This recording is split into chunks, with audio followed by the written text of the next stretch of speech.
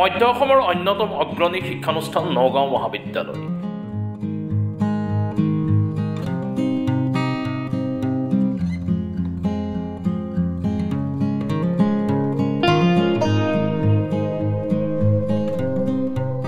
নগাঁও মহাবিদ্যালয়ত কালিৰে পৰা 5 দিনীয়া কাৰ্যসূচীৰে যুৱ মহোৎসৱ তথা বাৰ্ষিক সপ্তাহ সমাৰোহ অনুষ্ঠিত হৈছে।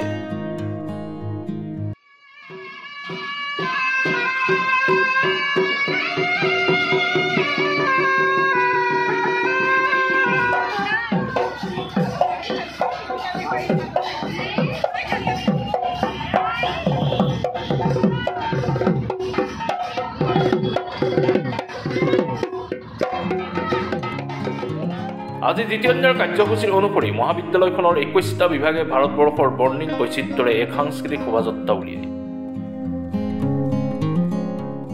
নগাঁও চহৰৰ মাজমজিয়াৰ ৰাজপথেৰে উলিওৱা এই সাংস্কৃতিক শোভাযাত্ৰাত বিভিন্ন কলা সংস্কৃতি ঐতিহ্যক তুলি ধৰিব পৰাৰ তথা প্ৰয়াস কৰাৰ পৰিলক্ষিত হৈছে।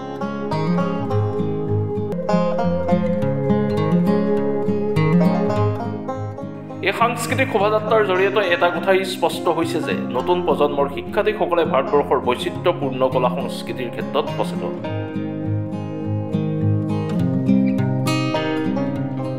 উল্লেখ্য যে নগাঁও মহাবিদ্যালয়খন শেহতীয়াকৈ ৰাজ্য চৰকাৰৰ শিক্ষা বিভাগে বিশ্ববিদ্যালয় উন্নীত কৰিছিল।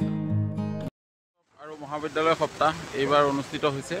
আজি দ্বিতীয় দিনৰ কাৰ্যসূচীত আমি সাংস্কৃতিক শোভাযাত্ৰা ৰাখিছোঁ। ইয়াত আমাৰ গোটেইকেইটা বিভাগেই 21টা বিভাগে তেওঁলোকৰ প্ৰতিটো বিভাগে শোভাযাত্ৰাত অংশগ্ৰহণ কৰিছে আৰু ভাৰতবৰ্ষৰ বৰ্ণিল বৈচিত্ৰ্যৰ ওপৰত তেওঁলোকে এটা থিম ৰাখি সেই ওপৰত তেওঁলোকে বিভিন্ন কলা প্ৰদৰ্শন কৰিছে আৰু ছাত্ৰ ছাত্ৰীসকলে ইয়াত অংশগ্ৰহণ কৰিছে, শিক্ষকসকলে তেওঁলোকক পৰামৰ্শ দিছে আৰু ই অসমৰ জাতীয় জীৱনলৈ এটা বাৰ্তা লৈ যাব যে আমাৰ এতিয়াৰ প্ৰজন্মৰ ছাত্ৰ ছাত্ৰীও সাংস্কৃতিকভাৱে অতি সচেতন আৰু তেওঁলোকে সেইকাৰণে এনেধৰণৰ বৰ্ণিল শোভাযাত্ৰা বা সাংস্কৃতিক কাৰ্য প্ৰদৰ্শন কৰিব পাৰিছে।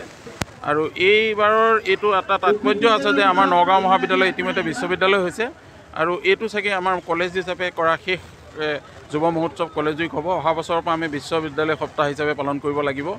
গতিকে সেইকাৰণে এইবাৰ ছাত্ৰ ছাত্ৰীৰ উৎসাহো বেছি বৃদ্ধি হৈছে।